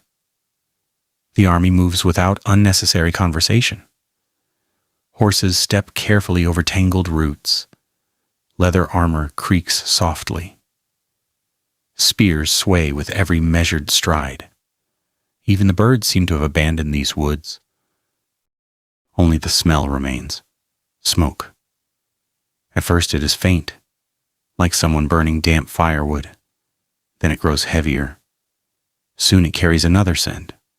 Burning grain, burning timber, burning flesh. Every soldier recognizes it. Nobody says a word. The forest finally opens onto a ridge overlooking Black Hollow. Your stomach sinks. The village no longer exists. Where neat rows of cottages once stood, only blackened skeletons remain. Roofs have collapsed into piles of glowing embers. Smoke rises from shattered homes. Livestock wander aimlessly between the ruins, confused and terrified. Bodies lie scattered across the muddy streets. Some still clutch farming tools. Others never even reach their doors. The attack happened so quickly that many villagers died, exactly where they had been standing. The Lord removes his helmet, not out of fear, out of respect. He silently surveys what remains of his people. One of the soldiers whispers, "We're too late." The Lord doesn't answer. Instead, he points toward the northern edge of the village. Fresh tracks, hundreds of them. Horse prints, boot prints, broken wagon wheels. The raiders haven't stopped. They're moving deeper into the Lord's lands. The captain kneels beside the tracks, at least 80. Maybe more. Another soldier shakes his head. No. Look closer. He points toward the ground. Many of the horses are carrying extra weight. Loot, barrels, livestock, captives. The realization spreads quickly through the army. The raiders aren't merely destroying villages. They're taking everything worth carrying: food, animals, supplies, people. A young soldier clenches his jaw. "My sister lives in Ashford." Another quietly mutters, "Mine too." Suddenly, the battle becomes personal. The Lord turns toward you. "You know these forests." You nod. "If you were leading them, where would you go?" You crouch beside the tracks. Weeks of surviving as a hunted outlaw have sharpened your eyes. You notice things others miss. A snapped branch. Mud disturbed beside a narrow stream. Small hoof prints separating from the main trail. You follow them with your eyes. Then you understand. They're dividing. The captain frowns. Why? To confuse anyone following. You point toward 3 different directions. Most armies will follow the biggest trail. The real prize goes another way. Several soldiers exchange surprised glances. The Lord studies you carefully. How do you know? You answer honestly. Because it's exactly what I would have done. The words hang in the air. No one forgets who you are. You're still thinking like an outlaw. Only now. That knowledge is helping them. The Lord immediately begins issuing orders. "Captain, take 30 riders along the western trail. Archers with me. The rest." He looks towards you. Follow him. For a brief second you think you've misheard. The soldiers clearly think the same. One openly protests. "My lord?" He's a criminal. The Lord's reply is immediate. So was every man who taught him these forests. The protest ends there. Within minutes, you're leading nearly 40 armed soldiers through a route no knight would ever have chosen. The path is narrow, twisting, almost invisible beneath dense undergrowth. More than once, mounted soldiers are forced to dismount and lead their horses by hand. One grumbles under his breath. Another asks, "Are you sure?" You simply keep walking. Because you recognize something. Broken fern stems, fresh, not even an hour old, then you hear it. A child crying. Everyone freezes. The sound comes again, faint. Somewhere ahead, you slowly raise one hand. The soldiers stop instantly. You creep forward through the bushes until the forest opens into a small clearing. There they are, not the entire raiding force. A smaller group, perhaps 15 men, several wagons loaded with stolen supplies, bound villagers walking beside them, women, children, an old man struggling to keep pace after clearly being beaten. One raider shoves him to the ground, another laughs. The soldiers behind you tighten their grip on their weapons. Their breathing changes. Anger spreads through the line like fire. You count the enemy carefully. 15, no 16. One hidden near the rear, watching. Experienced. The kind of man who expects ambushes. You quietly whisper your observations to the captain. He nods. For the first time since becoming an outlaw, men trained for war are listening to your advice. The captain begins arranging his soldiers exactly as you suggest. Archers take the higher ground. Spearmen spread through the trees.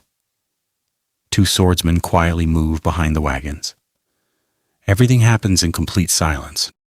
No shouted orders, no dramatic speeches, only professionals preparing for violence. The captain looks at you. When this begins, stay behind us.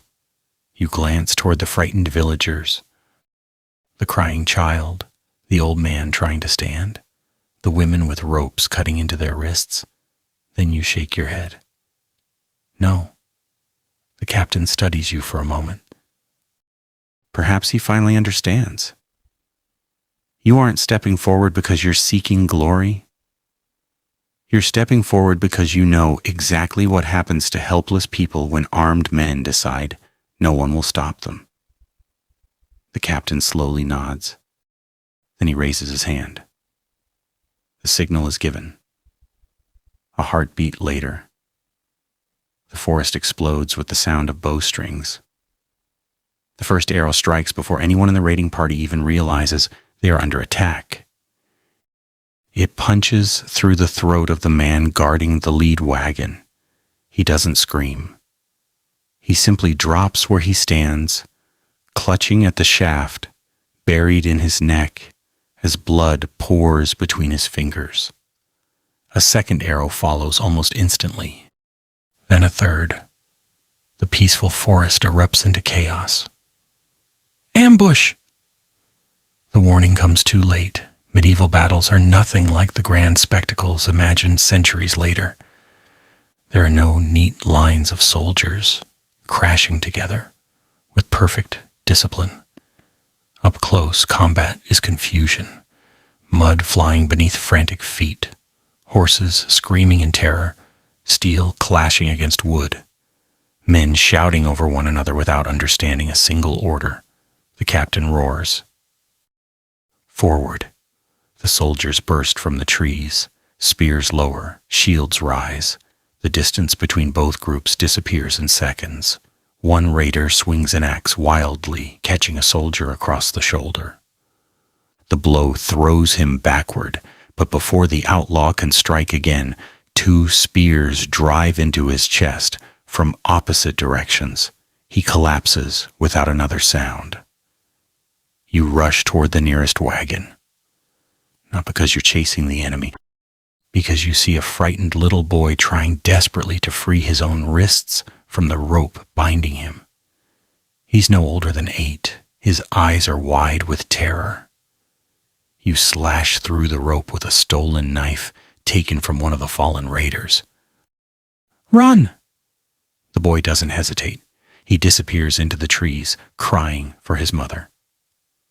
Around you, the battle grows fiercer. A horse crashes sideways into one of the wagons, splintering its wooden wheel. Barrels tumble onto the ground. Flour bursts into the air like white smoke. Someone slips. Another man falls beneath trampling hooves. A soldier screams as an axe bites deep into his thigh. The smell of blood quickly overwhelms the scent of pine. You spot the old man who had been shoved to the ground earlier. He's still trying to stand. A raider raises his sword above him. Without thinking, you grab a fallen spear. You throw it. The weapon spins awkwardly through the air. For a terrifying moment, you think you've missed. Then the spear slams into the raider's back. He stumbles forward. The sword falls harmlessly into the mud. The old man stares at you in disbelief. So do you. You had never thrown a spear at a man before. Not like that. Not with the intention of killing. The raider collapses face first into the dirt and doesn't move again. You don't celebrate. You don't even look twice. Because another enemy is already charging toward you. This one carries a heavy round shield and a broad-bladed axe. Unlike the others, he doesn't rush recklessly. He studies your stance, your breathing, your grip. He immediately recognizes what you truly are. Not a trained warrior, just a desperate survivor. He attacks. The axe whistles through the air. You barely avoid it. The blade crashes into a tree, sending splinters flying. You strike with your knife, too short, too weak. It scrapes harmlessly across his shield. He laughs. You've never fought before? He's right. Everything you've survived until now has depended on running. Running from wolves, running from soldiers, running from hunger. Now, there is nowhere left to run. He swings again. You duck beneath the blow. Your wounded side erupts with pain. You nearly collapse. The raider presses forward, confident, patient. He knows you're weakening. Then something catches your eye. Behind him, the ground is soft, dark, covered with rain-soaked leaves, exactly like the wolf trap you fell into days earlier. You step backward deliberately. The raider follows. Another step, then another. He grins, believing you're retreating in fear. One more step. The earth suddenly disappears beneath his weight. With a roar of surprise, he crashes into a concealed charcoal pit, abandoned long ago by forest workers. The rotten covering collapses instantly. His shield flies from his hand. The axe vanishes into darkness. A sickening crack echoes from below. Silence. You stand frozen. Not because you're proud, because you realize how close death had been. One more second. One slower step. And you would have been the one lying broken at the bottom of that pit. The battle is ending. The surviving raiders begin fleeing north. Some throw down stolen goods to run faster. Others abandon their wounded without hesitation. The captain refuses to pursue too far. Hold the line. His voice echoes through the clearing. Protect the villagers. Within minutes, the fighting stops. The only sounds left are groans of the injured, frightened children crying, and the crackling of overturned wagons. The soldiers immediately begin cutting ropes. Families reunite. A mother collapses to her knees as she embraces the little boy you freed only moments earlier. The old man you saved slowly walks towards you. He says nothing. He simply places one trembling hand on your shoulder. For a man who has spent weeks being hunted, that single gesture feels stranger than any battle. The captain approaches. His armor is dented. Blood stains his sleeve. Some of it belongs to him, most of it doesn't.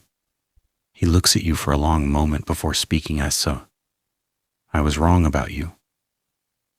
You don't answer. Because you're not sure he's right.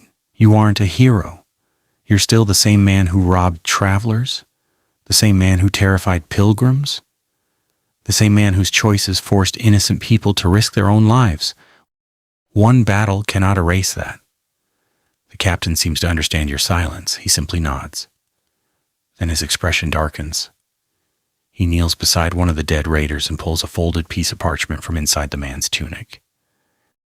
Breaking the wax seal, he reads only the first few lines. His face immediately changes. What is it, you ask? He slowly looks up. This wasn't a raid. What do you mean? He folds the parchment carefully. They weren't stealing for themselves. They were being paid. A cold silence falls over the clearing. Paid? By whom? The answer hidden inside that letter is about to reveal that the greatest threat facing the Lord's lands isn't the desperate bandits hiding in the forest. It's someone far more powerful. The captain stares at the sealed letter as if it has suddenly become heavier than his sword. Around him, the clearing slowly returns to life. Soldiers bind wounds with strips of torn cloth. Villagers search desperately through the wagons for missing family members. A frightened horse, still trembling from the battle, wanders between the trees with broken reins dragging behind it. Yet for a brief moment, everything seems strangely quiet. The captain breaks the silence. Find the Lord. A mounted soldier immediately rides south. You glance at the folded parchment. What does it say? The captain hesitates. Not here. He slips it inside his armor. Some things shouldn't be spoken where everyone can hear. His tone tells you everything. Whatever is written inside that letter, it is dangerous, very dangerous. The rescued villagers begin gathering together. Some cry openly. Others sit in complete silence, staring at the bodies lying across the clearing. One woman searches every wagon, again and again. Finally, she collapses beside an overturned cart. Her husband isn't there, neither is her oldest son. Someone quietly tells her they were taken with another group before dawn. She doesn't scream. She simply stares into the distance. Sometimes grief is too large for tears. Watching her, you remember the pilgrims, the woodcutter, the old healer. Until now, survival had forced you to see people only as obstacles, victims, or hunters. For the first time in weeks, you begin seeing them simply as people. Each one carrying a story that could disappear in a single terrible morning. Hours later, the Lord arrives with the rest of his force. He dismounts before anyone speaks. His eyes immediately scan the battlefield. Dead soldiers, dead raiders, burned wagons, freed captives, and then the captain hands him the parchment. The Lord reads it once. His expression hardens. He reads it again. Longer this time. Finally, he folds it carefully. No one asks questions. No one dares. The Lord slowly looks toward the northern horizon, where smoke still stains the sky. This wasn't random. The captain nods. No, my lord. The soldiers gather closer. The raids were ordered. Murmurs spread instantly. Ordered? By who? The Lord raises one hand. Silence returns. The seal belongs to another noble house. The words strike harder than any sword. A neighboring lord, not foreign invaders, not wandering raiders. Someone with wealth, soldiers, castles, power. Someone using criminals as disposable weapons, destroy villages, steal supplies, spread fear. Weaken neighboring lands before a larger attack. Suddenly, everything makes sense. The divided raiding parties, the organized movements, the careful planning. This was never ordinary banditry. It was war hiding behind the face of crime. One elderly soldier quietly mutters, "So we were chasing shadows." The Lord hears him. No, he looks directly at you. We were chasing desperate men. His gaze lingers for several seconds. And someone far richer than them. Those words strike you deeply. For weeks, you believed yourself to be one of the greatest dangers in these forests. Now you understand the truth. You were never more than a small piece on someone else's board, while starving outlaws risked their lives for a loaf of bread. Powerful nobles moved entire armies for ambition. As evening approaches, the dead are buried. There is no grand ceremony, no musicians, no speeches, only shallow graves dug beneath ancient oak trees. Soldiers and villagers work side by side. One by one, bodies disappear beneath fresh earth. Even the fallen raiders receive graves, and not because anyone forgives them, but because leaving corpses unburied invites disease, scavengers, and another kind of suffering. You help dig until your blistered hands begin bleeding again. No one orders you to. You simply keep working, perhaps out of guilt, perhaps because it's the first honest labor you've done in weeks. When the final grave is filled, the old man whose life you saved earlier walks toward you. He places something in your hand, a small wooden pendant, simple, hand-carved. I made this. You look at him, confused. I have nothing to give you. He smiles sadly. You already gave enough. For a long moment, you cannot find the words to answer. That night, the army camps beside the ruined village. No songs are sung, no victories are celebrated. Too many people are missing.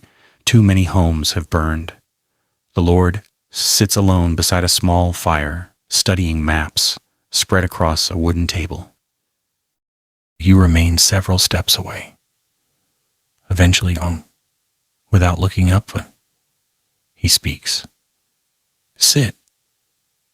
You hesitate, then obey. For several minutes, neither of you says anything. Only the fire crackles between you. Finally, the Lord asks, when you became an outlaw, what did you think freedom looked like? The question catches you completely off guard.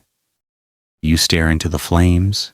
Images slowly return. The first night in the forest, the wolves, the hunger, the betrayals, the endless running. You answer quietly, I thought no one would control me. The Lord nods, and instead, you take a long breath. I became a prisoner of fear. The Lord finally looks up. For the first time since your capture, there is no anger in his eyes, only understanding. You have learned something many powerful men never do. He folds the map. The chains we choose are often stronger than the ones forced upon us. The fire burns lower. Neither of you speaks again. Somewhere beyond the darkness, a wolf howls. It is the same sound that once filled you with terror. Tonight, it simply reminds you of everything you've survived. But deep in the forest, far beyond the reach of the campfires, someone else is already reading another sealed letter. And the orders written inside it promise something far worse than simple raids. They promise your name. The next morning begins in silence, not the peaceful silence of an untouched forest. The heavy silence that follows tragedy. Thin columns of smoke still rise from the ruins of Black Hollow. The smell of burned timber lingers in the cold morning air, mixing with damp earth. And the ashes, scattered by the night's wind, soldiers wake before sunrise. No horns sound, no cheerful conversations fill the camp. Every man sharpens his blade in silence, knowing the fighting is far from over. You sit alone beside the dying embers of last night's fire, turning the old man's wooden pendant over in your hand. Only a few weeks ago, the only thing you cared about was surviving until the next sunrise. Now, people have started trusting you. The thought is almost frightening. The Lord summons his officers. A rough map is spread across a weathered table. Charcoal marks cover the parchment. Burned villages, destroyed bridges, raided farms. The pattern is obvious now. Each attack forms a path, not toward treasure, towards the heart of the Lord's lands. They're testing us, the captain says. The Lord nods. They're measuring how quickly we respond. Another officer points toward the northern hills. If they're gathering there, the next attack won't be a raid. It'll be an invasion. The word hangs heavily over the camp. Invasion. Something far larger than scattered bands of thieves. The Lord looks towards you. You've traveled farther through these forests than any of my scouts. You nod cautiously. There is an old hunter's trail. It cuts through the eastern ridge. It isn't on most maps. Several officers exchange surprised glances. One of them immediately objects. How do we know he isn't leading us into another trap? The suspicion is understandable.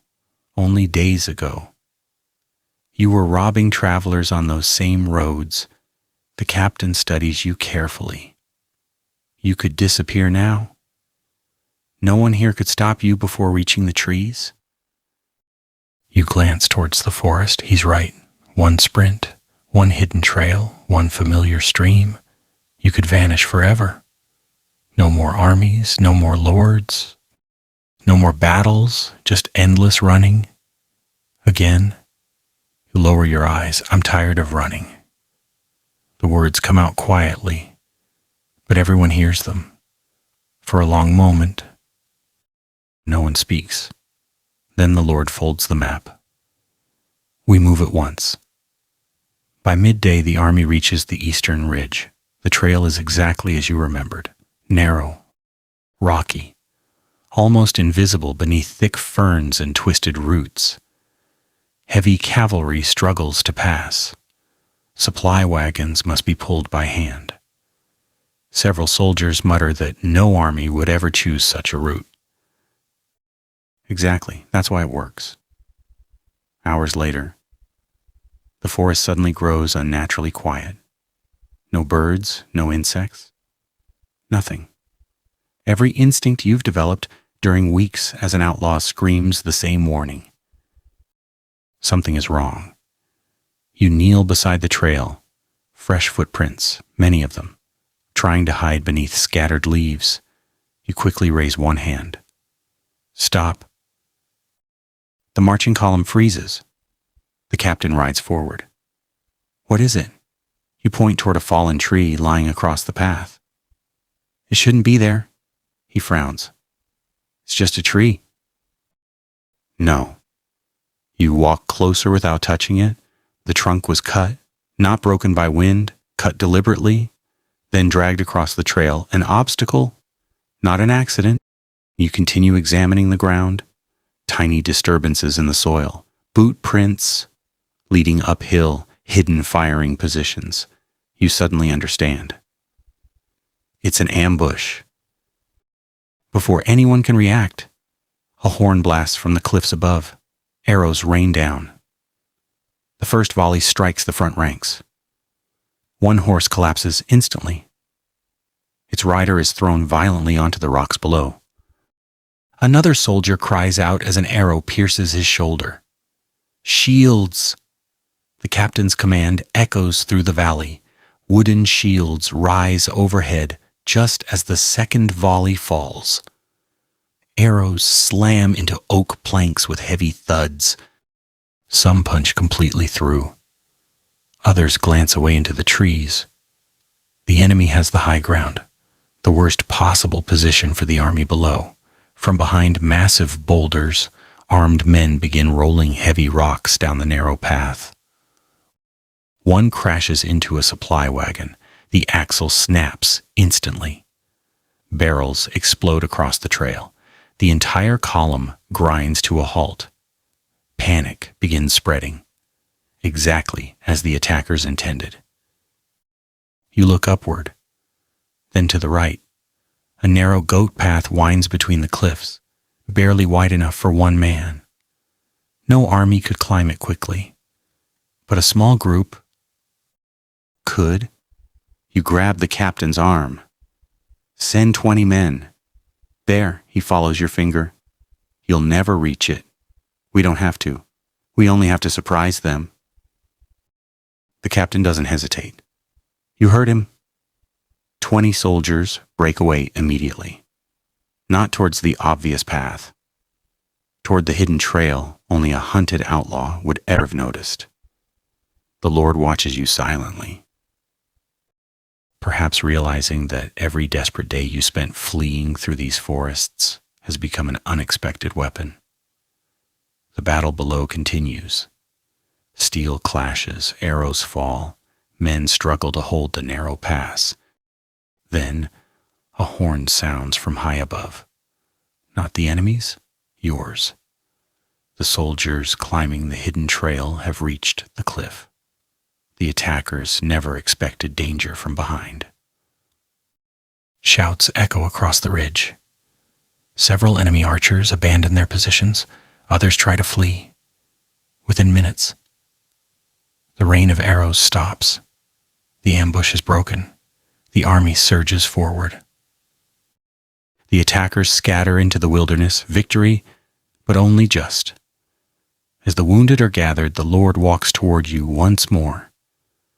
This army would have died here. He says it plainly. Without exaggeration, without ceremony. You saved them. You stare at the battlefield, broken wagons, dead soldiers, blood soaking into ancient stones. I only recognize the trap because I spent weeks living like the men who built it. The Lord slowly nods. Sometimes, the harshest lessons become the most valuable. Yet even as the pass is secured, a scout comes riding hard from the north. His horse is lathered with sweat. My lord! They've found the enemy's main camp. The captain steps forward eagerly. How many? The scout swallows, then answers. Far more than we feared. A heavy silence settles over everyone. Because if the scout is right, everything you've faced until now, the hunger, the wolves, the raids, the ambushes, they were only the beginning. The scout's horse is trembling so violently that it nearly collapses beneath him. Foam hangs from its mouth. Its flanks rise and fall with desperate, ragged breaths. No one speaks. Every soldier waits. Finally, the scout gathers enough air to continue. The camp stretches across the northern valley. Tents? Hundreds? Soldiers? More than we've ever faced. A long silence follows. The Lord slowly rolls up the map, lying on the wooden table. He doesn't need it anymore. The enemy is no longer a rumor hidden in the forests. They are real. They are organized, and they are coming. That evening, the army marches towards the valley. You walk beside men who only days earlier would have gladly dragged you to the gallows. Some still don't trust you. You can feel it whenever they glance in your direction. But something has changed. They no longer see only a bandit. They see someone who knows these forests better than anyone else. Someone who survived where others died. Not because he was stronger, not because he was braver, because he learned, usually the hard way. As darkness falls, the army stops on a wooded ridge overlooking the enemy camp. Thousands of tiny fires flicker below. The valley resembles a city of glowing stars, rows of tents, supply wagons, horse lines, watchtowers built from freshly cut timber. This isn't a band of desperate raiders. It's an army preparing for conquest. The captain whispers, "If they march tomorrow, they'll reach the castle by sunset." The Lord remains silent. He studies the valley for a long time. Then he asks a question no one expects. "How would you attack us?" The officers immediately begin offering complicated plans. Strike before dawn. Burn the supplies. Destroy the bridges. The Lord raises one hand. "I wasn't asking you." He looks directly at you. "I was asking him." You stare at the camp weeks ago. You would have hidden from something this large. Now you're expected to help stop it. You notice the narrow river winding behind the enemy camp, the same river that disappears into marshland farther downstream. You remember crossing that marsh while fleeing the Lord's soldiers. Almost no one used it because horses struggled there. Heavy wagons became trapped. You point toward it. Their strength is their size. So make them unable to move. The captain studies the marsh. If the river rises, their wagons will sink, and their supplies. The Lord nods slowly. There was heavy rain 2 nights ago. The swollen water is already pressing against the old earth embankment, built years earlier to protect nearby farmland. You understand immediately. Break the embankment. The valley floods. Not enough to drown an army, enough to destroy its movement, enough to turn discipline into confusion. The Lord gives his orders. Small groups move quietly through the darkness. No battle cries, no glorious speeches. Only careful work. Axes bite into old wooden supports. Shovels loosen soaked earth. The river pushes harder. Then the embankment gives way. With a deep roar, water surges into the valley. At first, nothing happens. Then shouts erupt from the enemy camp. Tents begin collapsing. Supply wagons tilt sideways. Panicked horses break their ropes. Men run in every direction trying to rescue equipment before the rising water carries it away. That moment is all the Lord needs. His horns sound across the hills. The army charges. The battle that follows is unlike anything you've witnessed. Not because it is glorious, because it is chaotic. Mud replaces solid ground. Heavy armor becomes a burden instead of protection. Archers struggle to keep their bowstrings dry. Knights lose control of their horses. Every advantage the invading force expected simply disappears. Hours later, the valley belongs to the Lord. The surviving enemy retreats north, abandoning wagons, food, weapons, and banners behind them. The invasion is over before it truly begins.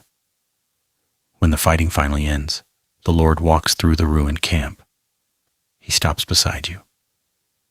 Neither of you says anything for a while. The morning sun slowly rises above the hills. Its light falls across broken weapons scattered through the flooded valley. The Lord finally speaks. When I first saw you, I thought you were just another thief. You lower your head. I was. He shakes his head. No. You became one.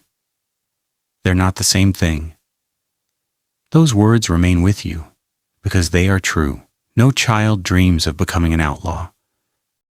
No one wakes one morning hoping to spend every night hungry, hunted, and terrified. Most people don't choose that road. They are pushed toward it. One desperate decision at a time. Several days later, the army returns to the castle. Villagers gather outside the gates. Children wave. Families welcome home fathers, brothers, and sons. Life slowly begins again. The Lord calls you before the entire courtyard. The captain stands beside him. So do the soldiers who once hunted you through the forest. Everyone waits. The Lord removes the wooden pendant the old man had given you. He places it back into your hand. I cannot erase your crimes. You know that, you nod. I cannot pretend innocent people didn't suffer. Again, you nod. But neither can I ignore what you've done since. The courtyard remains silent. The Lord continues. Justice without mercy becomes cruelty. Mercy without justice becomes weakness. So today, I choose both. Instead of ordering your execution, He offers you a choice. You may leave these lands forever. No one will hunt you. Or, he pauses, you may stay, not as a bandit, as a ranger, a man who protects the same forests that once hid him. You look toward the tree line beyond the castle walls, the woods where every day had once been a battle simply to stay alive, the place where hunger taught you desperation, where fear taught you caution, where strangers showed unexpected kindness, where every mistake carried a price. You realize something. The forest never changed. You did. Years pass. Travelers once again use the roads without constant fear. Merchants cross the bridges. Pilgrims walk safely between villages. Children gather firewood without glancing nervously into the trees. Sometimes they notice a lone ranger moving silently beneath the ancient oaks. He knows every hidden trail, every abandoned wolf pit, every forgotten hunter's path. He rarely speaks. But when lost travelers ask for directions, he always points them toward the safest road, because he remembers exactly where the dangerous ones lead. And perhaps that is the greatest truth about surviving as a medieval bandit. The wolves were dangerous. The soldiers were relentless. The hunger was unbearable. But none of them were the greatest threat. The greatest danger was believing that each desperate choice didn't matter. That stealing one loaf of bread would never become threatening a traveler. That threatening a traveler would never become raising a weapon against another human being. That surviving today would somehow make tomorrow easier. It never did. Every shortcut demanded a larger price. Every crime narrowed the road ahead. Every escape led to another chase. If you truly found yourself living as a medieval bandit, you probably wouldn't survive a single day because the world itself was designed against you. The forests wanted to starve you. The weather wanted to freeze you. Disease waited inside every untreated wound. Animals hunted the weak. Lords hunted the guilty. Even fellow outlaws could become your enemies before sunrise. And if, through impossible luck, you survived all of that, you would still have to live with the person you had become. That was the hardest battle of all. And unlike every other enemy, it followed you forever.